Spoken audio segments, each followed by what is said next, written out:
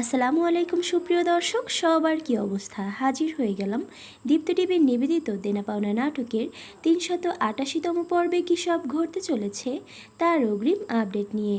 এই পর্বটি কেউ মিস করবেন না, কারণ এই পর্বে আপনারা দেখতে পারবেন এবার পাড়ের সামনে আসতে চলেছে মহাবিপদ। ইন্টারনাল ব্লিডিংয়ের কারণে হঠাৎ করে তার মাথায় প্রচণ্ড পরিমাণে ব্যথা শুরু হবে। মাথার ব্যথা সহ্য করতে না পেরে পাড়িকে দেখা যাবে সে কাউকে কিছু জানাবে না বলে রুম বন্ধ করে রাখবে এবং মুখের মধ্যে কাপড় ঢুকিয়ে রাখবে, যাতে করে তার কষ্টদায়ক আর্তনাদ কেউ শুনতে না পারে। ঠিক তখনই সেখানে সুমির মা চলে আসবে এবং দরজা বন্ধ দেখে ছোটভাবে বলে তার দরজা ধাক্কাতে থাকবে।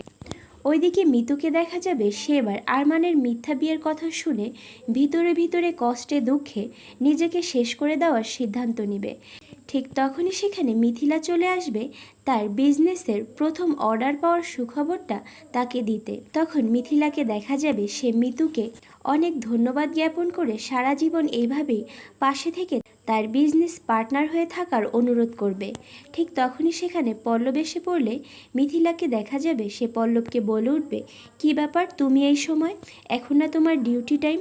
তখন পল্লবকে দেখা যাবে সে মন খারাপ করে বলে উঠবে, আমাকে আর ডিউটি করতে হবে না মিথিলা, সুপার শপে আমার জবটা চলে গেছে।